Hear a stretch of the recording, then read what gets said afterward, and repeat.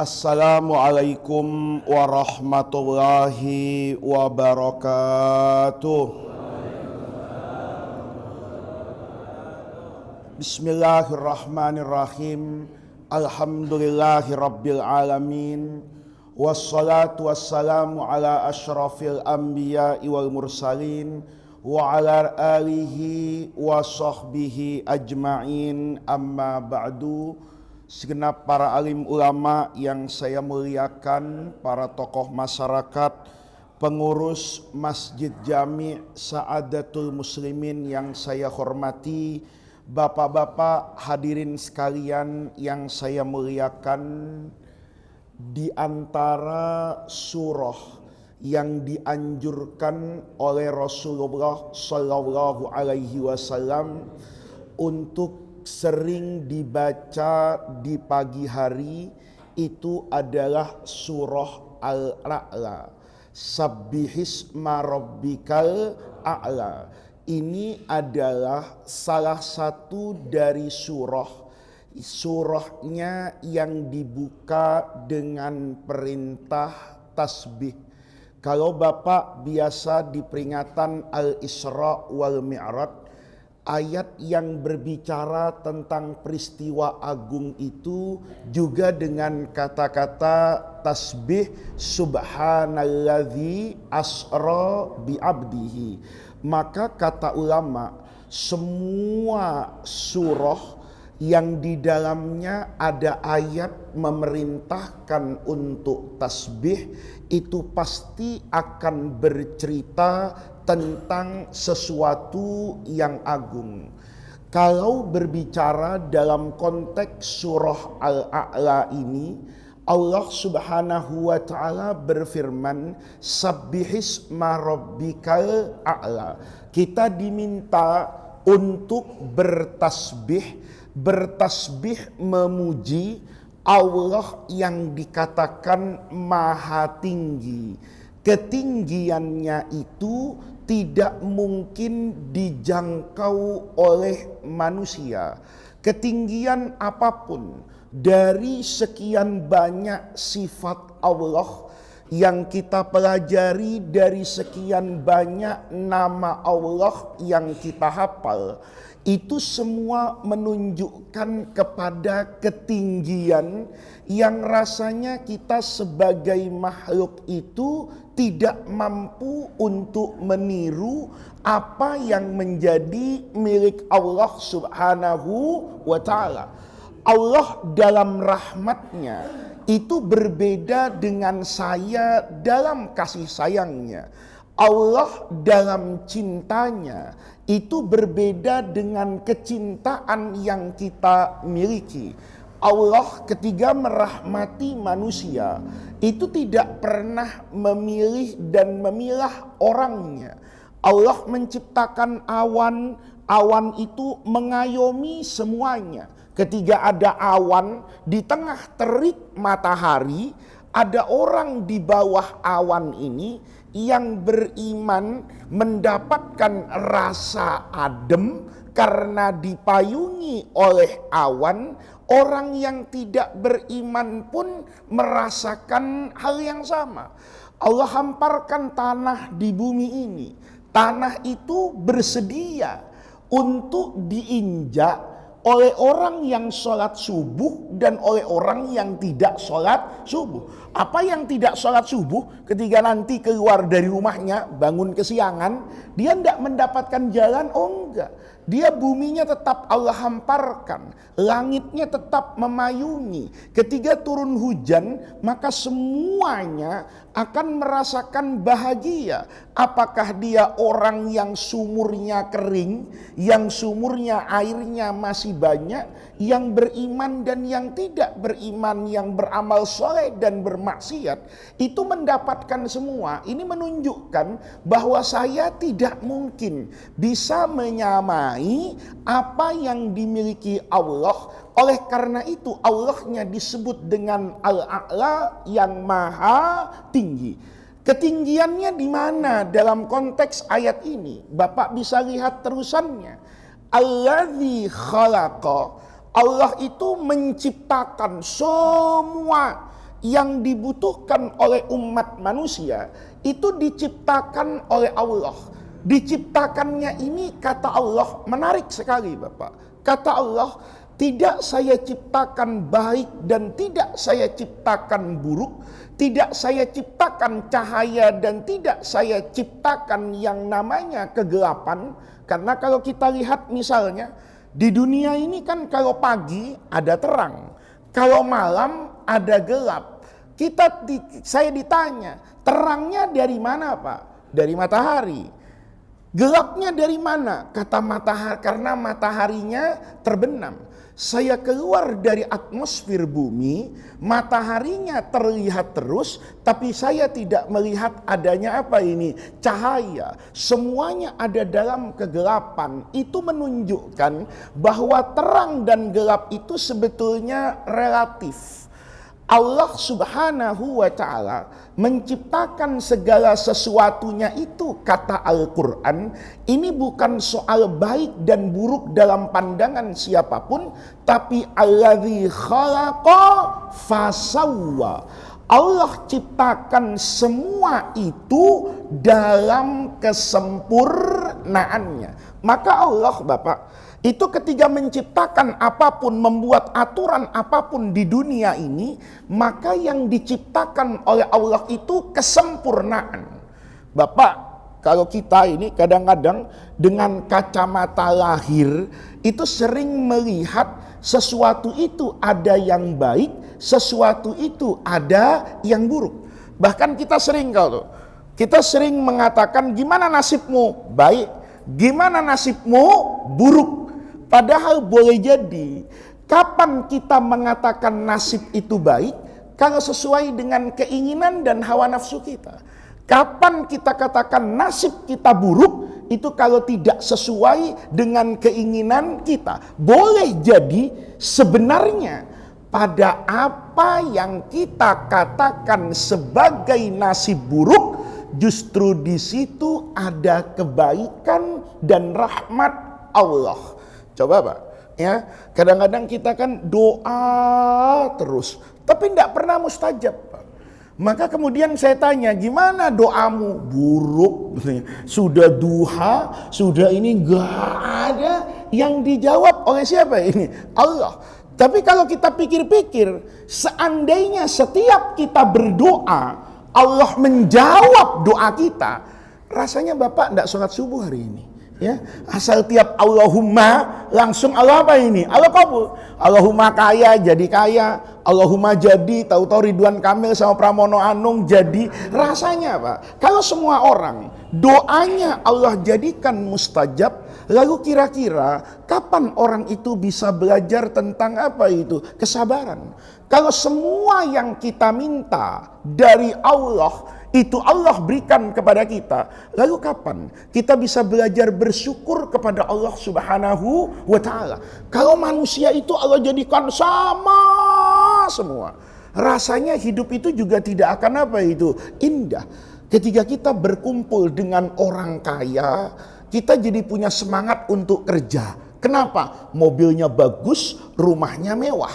Begitu ngelihat seorang kaya kayak gitu, timbul itu, saya kepengen kerja keras. Kenapa? Saya ingin bahagiakan istri saya, punya perhiasan seperti perhiasannya orang kaya itu. Saya ingin bekerja yang bagus, punya uang. Saya ingin anak-anak saya punya pendidikan yang bagus seperti orang kaya itu. Tapi kalau yang dilihat ini tiap hari Pak, stres sendiri. Iya kan? Kenapa? Karena tidak pernah kita akan merasa apa ini? Kaya. Begitu kita kumpul dengan orang miskin, begitu kita kumpul dengan orang misalnya yang secara fisik itu tidak Allah berikan kesempurnaan, kadang-kadang kita tersadar ternyata kita ini sudah mengambil terlalu banyak dari dunia ini. Lihat, Allah menciptakan itu sebetulnya tidak ada nasib baik, tidak ada nasib buruk. Allah ciptakan itu fasawwa, semuanya pada keindahan, semuanya pada kesempurnaan. Orang kadang-kadang Pak, itu kalau melihat sesuatu, ini yang ini jadi problem dalam hidup, itu melihat selalu aspek kekurangan dan buruknya. Kita kadang-kadang kalau rajin maulid Pak ya, sore ikut maulid, maghrib baca maulid, malam baca maulid tuh. Hadirinnya banyak, baca maulidnya semangat, tempatnya padat, nggak ada kipas angin. Ya, itu begitu pulang, istri kadang-kadang ngomel, bau banget keringatnya bang katanya. Iya kan? Karena apa? Karena kita keringetan terus nih Pak. Orang bertanya, Pak, kenapa Allah itu tidak menciptakan keringat yang wangi? Saya membayangkan Pak, kalau keringat saya wangi, maka tukang minyak wangi di depan Masjid Al-Hawi Condet itu yang panjang dan di pasar Tanah Abang, itu rasanya bangkrut mendadak Pak. Kenapa? Karena minyak wangi, karena keringat saya Pak ini wangi. Alhamdulillah keringat Bapak itu bau. Bapak tidak pernah sadar Pak, bahwa dari keringat yang bau itu Bapak menjadi wasilah hidup untuk orang lain. Gara-gara keringatnya bau, maka istrinya tiap hari, apalagi kayak saya, itu bisa ganti baju sehari 3 kali. Kata istri saya, Masya Allah, cucian dibiarin 2 hari, numpuk. Cucian siapa terbanyak? Ternyata saya nomor 1 Pak. Kenapa? Karena subuh ngaji, ini ngaji kadang-kadang ya dikasih makan sama masjid. Makannya ndak hati-hati, sambalnya tumpah ke baju saya, ya ada bekasnya, saya taruh di rumah. Istri saya bilang, ya Allah, sehari ganti baju 3 kali. Tapi gara-gara ganti baju 3 kali, istri saya kepikiran nih, capek juga kalau nyuci tiap hari katanya. Terus bawa ke tukang laundry kiloan Pak. Gara-gara keringat saya bau, gara-gara baju saya kotor, ternyata saya menjadi wasilah untuk hidupnya orang banyak. Tukang laundry Pak, laundrynya tiba-tiba laris. Yang asalnya kerja sendirian, nyari apa itu? Pegawai. Bajunya semakin banyak, semakin membutuhkan deterjen yang banyak. Karena butuh sabun, lama-lama ada orang kepikiran, ini di Halim banyak sekali laundry. Kenapa ya? Saya ndak buat pabrik deterjen Pak. Maka buatlah pabrik deterjen. Ketika membangun pabrik, maka semua tukang bangunan itu bersyukur. Alhamdulillah ada pekerjaan. Tukang Starling itu, kopi keliling itu, yang biasanya capek, alhamdulillah ada proyek di sini. Iktikaf dia itu, sepedanya diberhentiin, dia dagang di situ, tenang, ndak pakai muter, kopinya laku. Coba Bapak lihat ini, dampaknya secara ekonomi itu luar biasa. Dari mana itu? Dari keringat Bapak yang bau. Bapak lihat tuh, ya kan, panjangnya rambut dengan panjangnya kuku itu beda, ya. Kuku itu seminggu nggak dilihat, itu mulai apa itu? Panjang. Dia cepat sekali panjangnya, dipotong sama Bapak gratis. Bapak bisa bayangin, ya kan? Dan panjangnya kuku itu tidak akan menyeramkan Pak. Tapi panjangnya rambut kalau nggak dicukur lama, gondrong. Orang bertanya, kenapa ya Allah ciptakan itu kok rambut pakai gondrong segala? Tapi kan kita berpikir, alhamdulillah yang gondrong itu rambut. Coba yang gondrong itu gigi, kan sama-sama tumbuh. Saudara ketika ketika bayi kan tidak punya gigi. Giginya apa itu? Tumbuh. Alhamdulillah tumbuhnya gigi itu teratur dan dibatasi panjangnya. Tapi panjangnya rambut itu nggak dibatasi Pak. Orang alhamdulillah rambutnya panjang. Gara-gara rambut panjang, orang Garut punya pekerjaan Pak. Coba lihat itu, semua tukang cukur asgar. Saya pernah tanya sama apa ini tukang cukur itu, Pak, Bapak ini kerja di sini? Iya katanya, ini turunan katanya. Bapak saya juga begitu, paman saya, dia cerita itu. Ya, keluarganya di Jabodetabek itu mungkin dari satu tukang cukur itu ada 20 Pak. Nyukur di Tangerang, di BSD, di selatan, di timur katanya. Saya pikir-pikir, ya Allah, seandainya tukang cukur asgar ini semuanya pulang, mungkin Garut nggak muat Pak itu. Kenapa? Alhamdulillah rambut Bapak panjang. Orang Garut nggak berdesak-desakan di sana, ada di sini, duitnya dikirim di sana, gara-gara rambutnya Bapak panjang. Itu sabbihisma rabbikal a'la alladzi khalaqa fasawwa. Maka di bulan Maulid ini, Pak, kesempurnaan ciptaan Allah itu juga Allah lambangkan pada siapa itu? Rasulullah Shallallahu Alaihi Wasallam. Rasulullah itu Allah berikan makarimul akhlak. Nah, kalau baca Simtud Durar itu menjelang akhir itu, walaqad ittasafa sallallahu alaihi wasallam min mahasinil akhlak bima tadik. Tadik itu apa ya? Sempit, nggak muat. Apa? Kalau mau ditulis itu ya butunul kutub itu semua kertas dikumpulin sedunia itu nggak cukup, Pak, untuk menulis ketinggian akhlaknya Rasulullah. Akhlak Nabi ini di mana? Ini, Pak. Karena Rasulullah itu Rasul yang terakhir, ajarannya adalah ajaran yang terakhir. Yang terakhir ini, karena tidak ada lagi Nabi setelah Nabi Muhammad, maka ajarannya itu menjadi ajaran yang sempurna untuk kemanusiaan pada kesempurnaannya. Kalau Nabi dulu, Pak, itu kan kesempurnaan manusianya itu belum sempurna. Sama dengan kita kan, ya dulu ayah saya itu bilang, kamu tuh kalau nanti jadi orang mau punya karomah, karomahnya karomah ilmu aja, karomahnya karomah ilmu saja. Saya dulu enggak, kepengennya punya karomah yang jangan ilmu lah, ya karomah tuh bisa terbang gitu kan, karomah itu ya saya kepengen khusyuk kelihatannya. Lah iya, Pak, Bapak coba lihat nih, alladzi khalaqa fasawwa. Kiai sekarang dengan kiai dulu itu beda, Pak.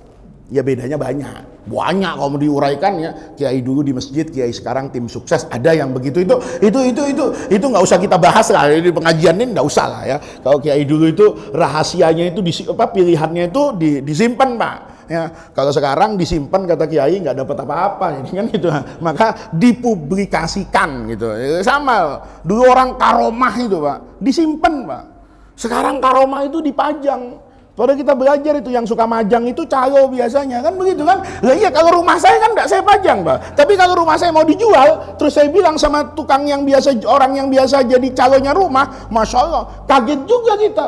Begitu orang lihat, Pak, rumahnya dijual. Lo tahu? Ada, Pak, di TikTok katanya. Ada, Pak, di Instagram. Kok bisa ada rumah saya di situ? Ternyata calo. Kalau untuk menjual sesuatu supaya laku, dia perlu apa ini? Dulu ayah saya bilang, karomah itu karomah ilmu. Karomah yang kayak gitu tuh manfaatnya nggak besar. Saya pikir benar juga ya. Coba, Pak, kalau saya bisa baca kitab, saya bisa baca kitab nih, bisa ngajar kayak begini, itu dampaknya sama Bapak besar.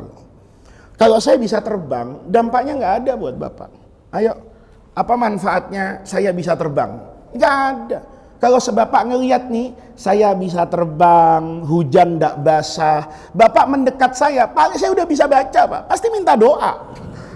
Cuman satu itu, iya kan, pasti, guru doain saya. Padahal Bapak doa sendiri kan bisa.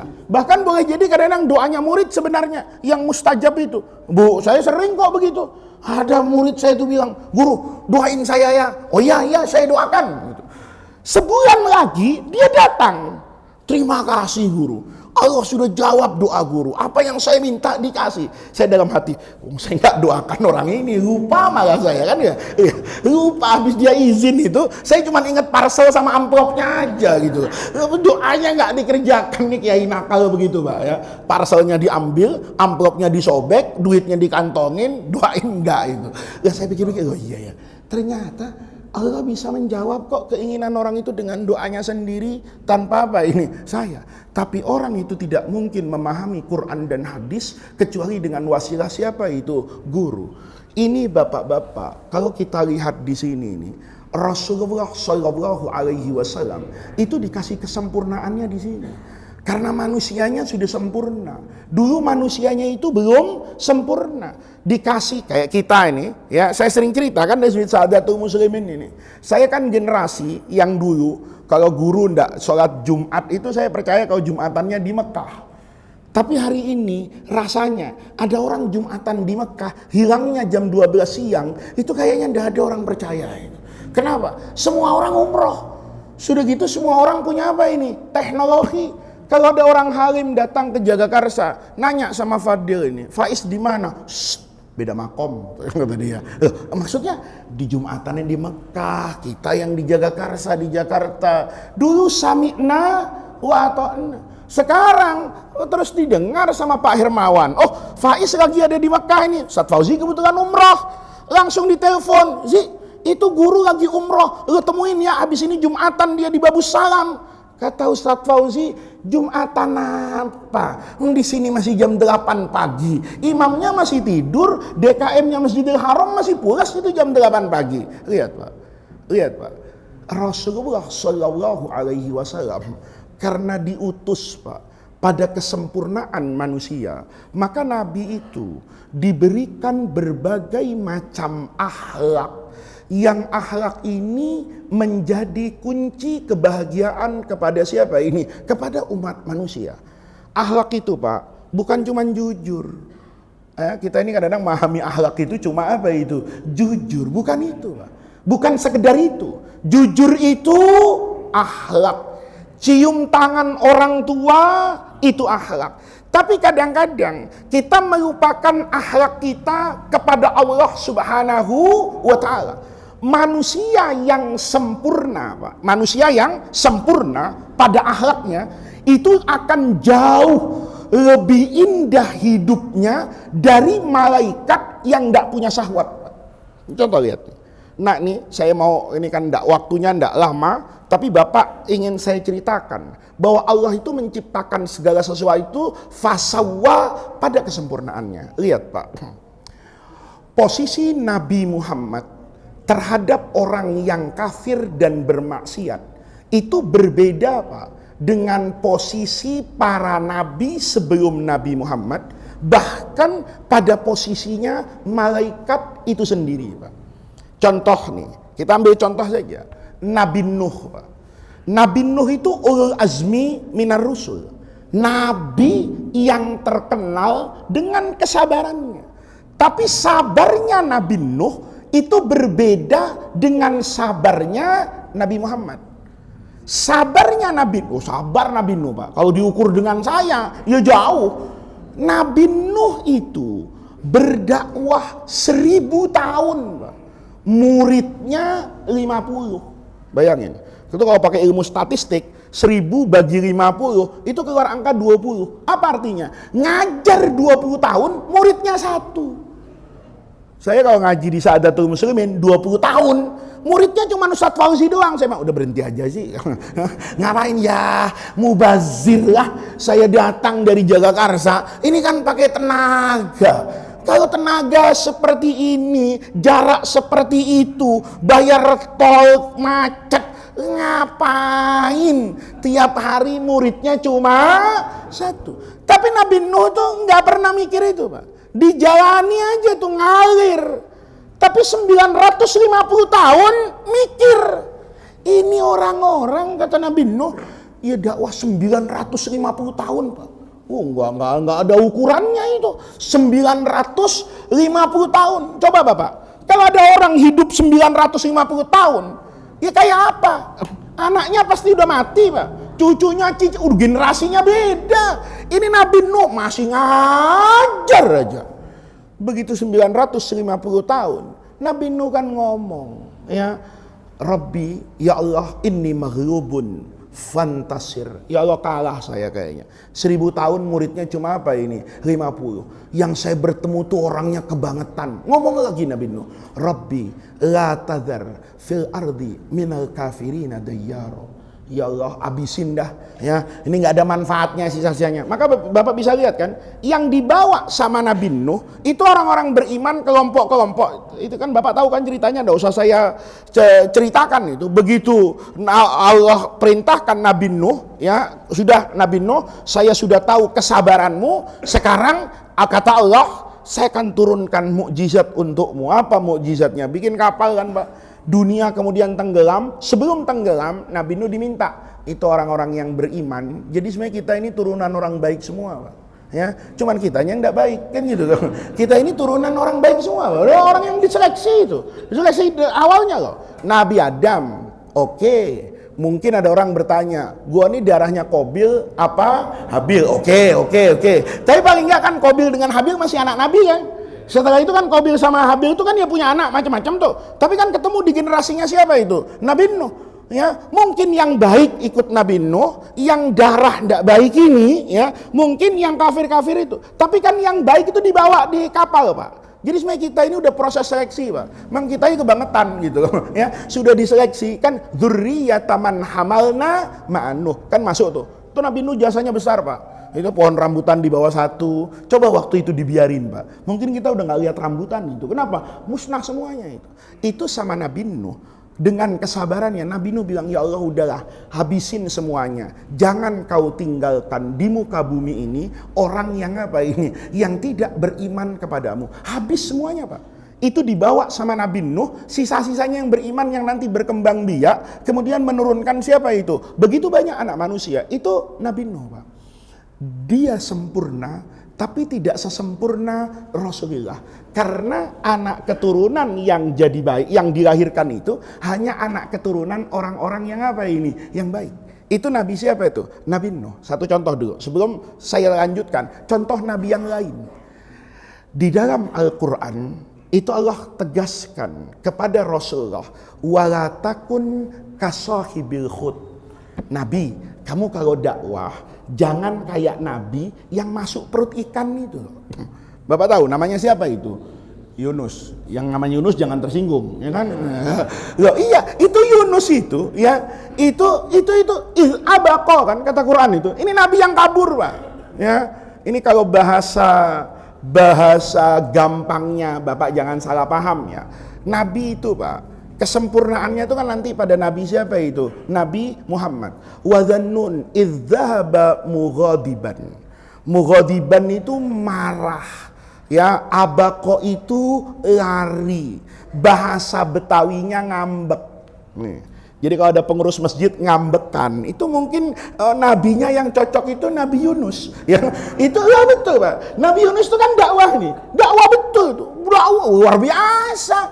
Tapi masyarakatnya tuh nggak respon.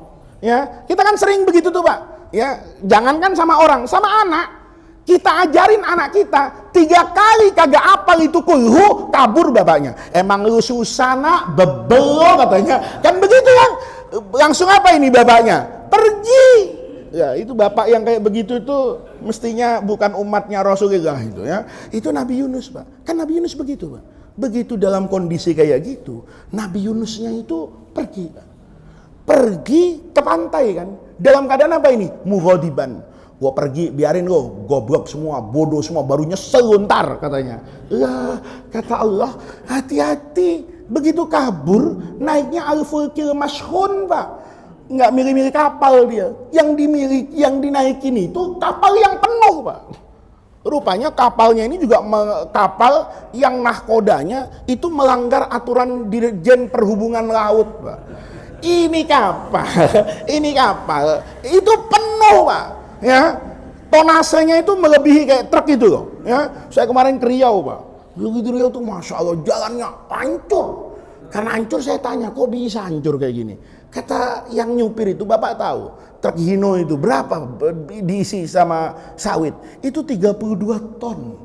Iya tentu 32 ton lewat di atas aspal. Biar aspalnya halim juga kalau musim hujan truknya berat kayak gitu hancur, Pak. Nah, Nabi Yunus ini naik kapal, Pak. Dia main naik aja.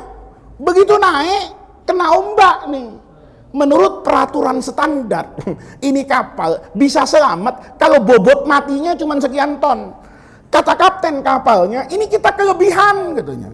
Terus, ya harus ada yang dibuang ke laut. Bapak bisa lihat tuh, Pak.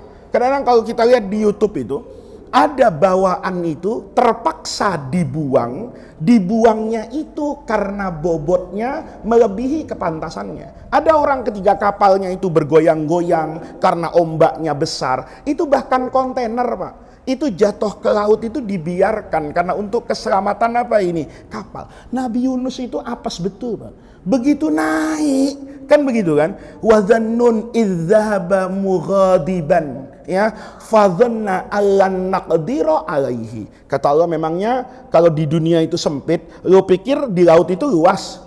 Emangnya kalau pensiun jadi nabi enak? Belum tentu, kata Allah. Jangan lari dari kenyataan. Memangnya kalau keluar rumah, kan gitu. Ya, makanya Bapak tuh kalau ngaji di sini tuh saya agak-agak suka ngelucu itu ada tujuannya, Pak. Saya takut Bapak di rumah diomelin bini, di masjid diomelin guru. Ini kan Bapak, Masya Allah, sempit betul hidupnya. Nah, ini jangan ada yang tersinggung, Pak, ya. Nah, ini Bapak nih, kalau saya lihat nih, Nabi Yunus itu kan begitu. Dia ngerasa, ya Allah, stres saya jadi nabi. Udahlah, saya kabur aja. Dipikir kalau kabur bahagia. Enggak. Begitu naik kapal, kapalnya berat, kata kapten kapalnya, ini harus ada yang turun dari kapal. Pertanyaannya siapa? Kaptennya bijaksana, Pak. Diundi aja. Maka semua tiket tuh kayak kita mau dapat door prize, ya. Semua tiket dengan namanya tuh dikumpulin, Pak. Di ember. Diaduk-aduk, diambil, Pak. Ya, pokoknya kata kaptennya nih, yang namanya saya ambil, saya tidak tahu nih, campur-campur, keluar nama, kata kaptennya nyebur di laut. Apes betul, Pak. Diambil Nabi Yunus yang keluar. Jadi Nabi aja bisa apes, apalagi Bapak gitu ya. Jadi ndak usah lah. Jadi manusia itu, wah, gua apes banget, Allah nggak sayang. Nabi Yunus juga pernah apes, Pak. Ya kan? Itu Nabi. Bapak ponakan Nabi bukan, ya kan? Turun nggak jelas kan begitu. Itu apes betul, Pak. Begitu diambil sama katanya, Yunus bin Matta, kata Nabi Yunus, ya Allah, cobaan apa lagi ini? Terusir dari tanah, sekarang terusir dari apa ini? Kapal. Kata orang, ya udah, gue nggak mau, gue nih nabi, gue nggak ada urusan. Lo mau nabi kayak apa? Syarat dan ketentuan berlaku, gitu. Syarat dan ketentuan tadi kita udah sepakat kan? Yang namanya keluar nyebur. Ya kata Nabi Yunus, ya Allah, sempit bener hidup. Saya lari dari kampung naik kapal supaya dapat kebahagiaan, malah kebelangsak di sini. Coba, ya, jangan suka lari dari rumah. Ya kan, ini kadang-kadang ada masalah di rumah, lari kemana-mana. Bininya ngomel, lari ke warung janda, tambah masalah, gitu loh. Itu inspirasi, Pak. Nabi Yunus tuh lari ke sana, Masya Allah, kebelangsak, Pak. Lompat dia, begitu lompat, apes juga ini. Ada ikan mangap, Pak. Langsung selancar itu ke perutnya ikan itu. Kata Nabi Yunus, ya Allah, ini zulumatun fauqadz zulumatin. Saya ada di gelapnya malam. Malam-malam itu kejadiannya. Saya ada di gelapnya malam. Sudah gelapnya malam, ada di gelapnya lautan. Kalau malam tapi ada di Saadatul Muslimin kan terang. Ya kan, kenapa? Neonnya banyak. Ini sudah gelapnya malam, gelapnya lautan, gelapnya perut ikan. Makanya jadi orang tuh jangan suka ngambekan, nanti masuk ke perut ikan, ya. Jadi ustadz ngambekan, jadi Pak RW ngambekan, jadi ketua masjid ngambekan, jadi penceramah ngambekan. Nggak bagus orang ngambekan itu, lihat. Orang suka memaki-maki orang, menghakimi dan menghukumi orang itu juga nggak bagus. Sejarah bilang kan, kita nih tiap 5 tahun tuh, orang yang dulu kita puji sekarang kita maki. Orang yang kemarin kita maki sekarang kita puji. Begitu, Pak. Orang banyak di pengadilan agama sering begitu, Pak. Ya, ada orang di pengadilan agama itu menceraikan istri pertamanya, tapi tidak sedikit menceraikan istri keduanya. Kenapa? Kok diceraikan istri keduanya? Waduh, setelah nikah baru tahu, Pak. Ternyata istri saya yang pertama tuh jauh lebih baik. Iya, gue bilang juga apa? Kan begitu, lihat deh. Maka orang tuh nggak usah kayak begitu. Nih lihat. Alladzi khalaqa fasawwa. Sempurnanya Nabi Nuh tuh ya begitu. Sempurnanya Nabi Yunus begitu. Coba Nabi Nuh kayak Nabi Muhammad. Nabi Yunus kayak Nabi Muhammad. Saya kehilangan tema hari ini. Ya, saya mau cerita apa, saudara-saudara? Nabi Muhammad begini-begini. Kata bapak, nggak usah. Sama, gue semalam belajar sejarah Nabi Nuh. Sama. Oh, kemarin gue baca Nabi Yunus juga begini. Sama. Nah ini pak, alladzi khalaqa fasawwa. Ketika Nabi Yunus dibuat oleh Allah kayak begitu, itu sempurna betul Allah. Sempurnanya di mana? Saya ceritakan hari ini kepada Bapak sebagai ibrah. Itu manfaatnya. Mengapa keringat saya itu bau? Karena dari keringat yang bau, yang saya ceritakan tadi, ada deterjen, ada laundry, ada sekian banyak orang yang mendapatkan kehidupan gara-gara keringat saya bau. Kenapa Nabi Yunus harus begitu? Sehingga saya bisa bercerita kepada Bapak tentang keistimewaan Rasulullah. Tetapi Nabi Yunus ketika kita ceritakan itu tidak mengurangi kemuliaan beliau sebagai manusia. Coba nih, kalau dipikir-pikir, kan Nabi Yunus itu ketika ngambek nggak maki-maki orang, Pak. Kalau Ustadz ngambek sama masjid, diceritain aib ketua masjidnya. Kenapa Pak Ustadz nggak ngajar di situ? Masya Allah, gue ngajar 20 tahun. Aku mulu tiap hari gitu. Ya Allah gitu. Coba nih, ayo kiai yang ngambek-ngambek sama pengurus, atau pengurus masjid yang ngambek sama kiai. Itu ngambeknya Pak, rame di medsos. Ya, kata ketua masjidnya, gua ngambek nggak usah gua undang lagi. Kenapa? Tiap datang nih kiai lapor mulu. Pesantren airnya mati.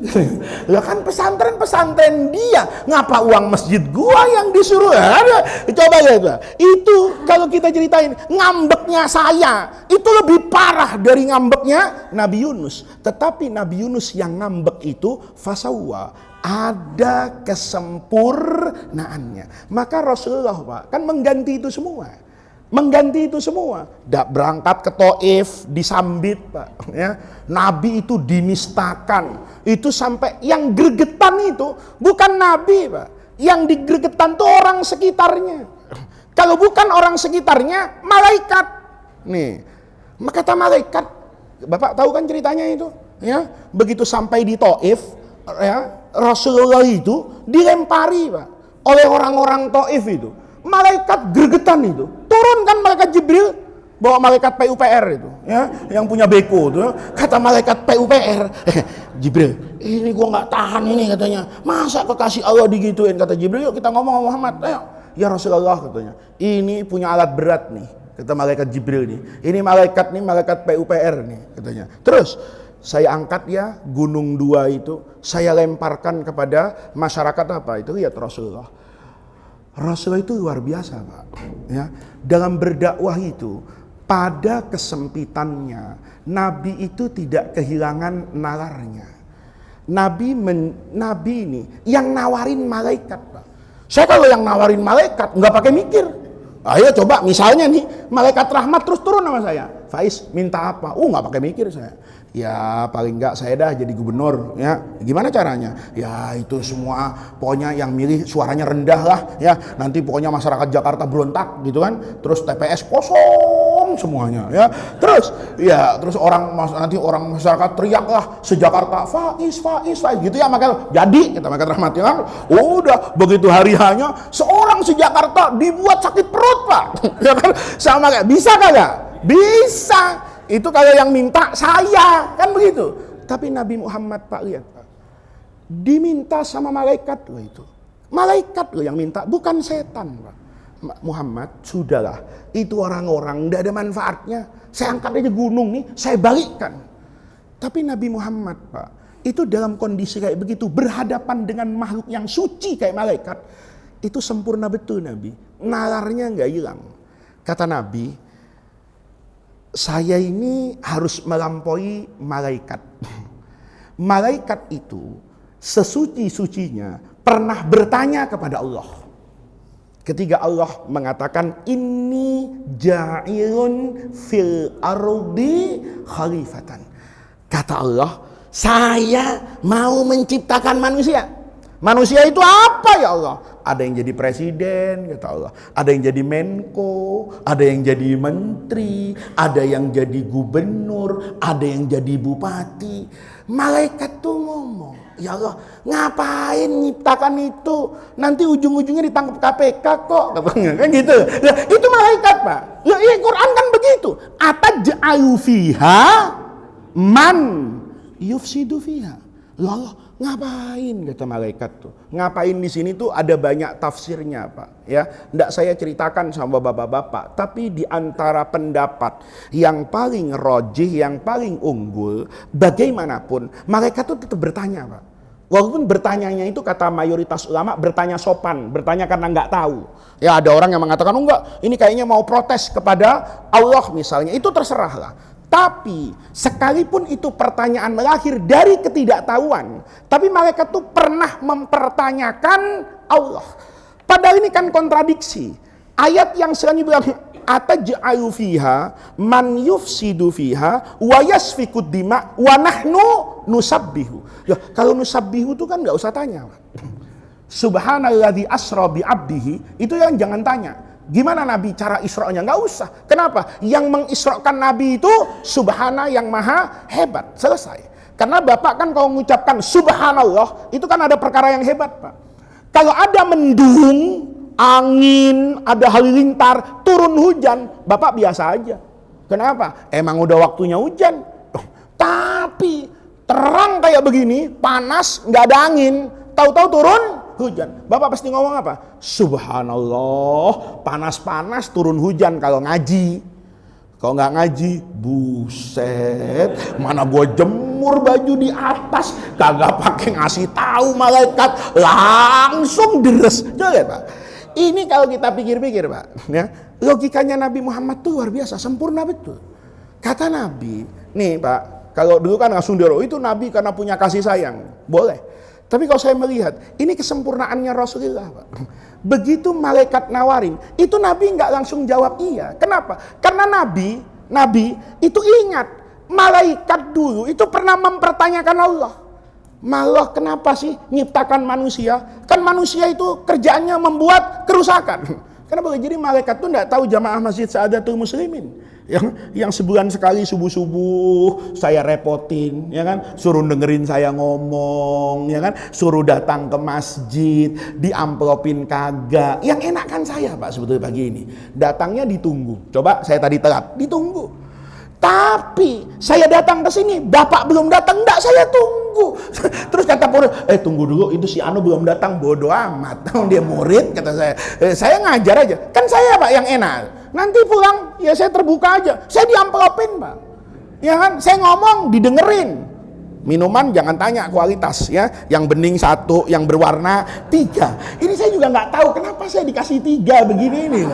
Kalau saya minum semua, ya ini nggak jadi ngaji, Pak. Pasti beser saya. Saya itu sudah lama mau ngomong itu. Dari zaman Pak Hermawan ketua masjid, saya datang ke sini. Ya kok airnya itu 4, mesti kata saya. Kalau saya minum semua, lah nggak jadi ngaji. Lah iya, Pak. Kalau saya tadi habis asrokol, minum ini kopi susu segelas. Ya, begitu mau mulai minum teh manis segelas. Habis itu minum kopi jahe segelas. Ya, bapak-bapak sebentar ya, saya mau ke toilet dulu. Nggak jadi ngaji saya. Bapak-bapak, yang enak kan saya, Pak. Bukan Bapak kan. Kita lihat nih, logika itu kata Rasulullah Shallallahu Alaihi Wasallam. Malaikat itu nanya, loh kan nanti manusia itu merusak. Karena malaikat tidak tahu. Ada orang di masjid Sa'adatul Muslimin yang rela datang pagi-pagi di sini. Ada orang mungkin di pojokan di Halim ini yang setia menemani masyarakat. Hanya sekedar ngaji alif, ba, ta, sa. Itu malaikat mungkin tidak tahu. Kata Rasulullah, belajar dari itu, lihat nih, kesempurnaannya Nabi, bahkan tawaran malaikat yang suci pun tidak semuanya diiyakan oleh Rasulullah. Yang ini enggak malaikat. Kenapa? Kata Rasulullah Shallallahu Alaihi Wasallam, kalau bukan bapaknya yang beriman, siapa tahu anaknya. Lihat. Itu bapak-bapak saya sampaikan pagi hari ini. Karena begitulah seharusnya kita memandang hidup. Hidup ini Allah ciptakan pada kesempurnaannya. Kalau bapak keluar dari masjid nih, misalnya, sekarang kan enggak. Tanggal berapa tadi mau kumpul tadi? 26. Mau lihat itu? Oh, saya pikir sosialisasi tim sukses, ya kan? Kalau itu biasanya pulang dari masjid tuh ada bawaannya, Pak, ya, sembako apa, amplop kan gitu kan. Nah, mudah-mudahan jangan sampai begitu, ya kan? Maulid, ya kan? Maulid nih, Bapak dapat berkat, ya kan? Nasi kebuli, begitu dibuka boxnya itu, Masya Allah, panitia salah masukin daging. Mestinya daging untuk saya itu dimasukin, ya. Kan ada cerita, Pak, ya kan? Ada ustadz pulang itu dikasih amplop girang banget, Pak. Tebel rasanya, dimasukin. Begitu dibuka jadwal acara sama surat-surat yang sudah masuk itu ternyata, ya. Ini bapak-bapak, begitu dibuka, Masya Allah, dilirik pahanya ini. Biasanya buat guru nih, panitia salah masukin nih, buat murid dikasih, bapak bawa. Karena saking girangnya di jalanan nggak konsen, Pak. Ya kan, ada batu kepleset, bapak kesandung, kambingnya lompat. Alhamdulillah ada 2 anjing di luar. Kata anjing, wa may yattaqillaha yaj'al lahu makhraja. Gua mau masuk masjid takut, namanya gua anjing najis mughalladha, ikut maulid dimaki-maki. Tapi ya Allah, saya kepengen, kata anjing, nyobain dagingnya maulid. Lihat nih, Pak, daging itu Allah jatuhkan buat anjing, terlihat musibah buat bapak, tapi itu cara Allah untuk memberi rahmatnya kepada anjing, dapat barokahnya maulid. Bapak diajarin sabar. Lu tadi maulid karena daging apa karena nabi, ya? Ya, bapak coba lihat. Kalau hidup kayak gitu, stres nggak, Pak? Nggak ada stres itu, longgar semuanya. Kenapa? Fasawa, sempurna.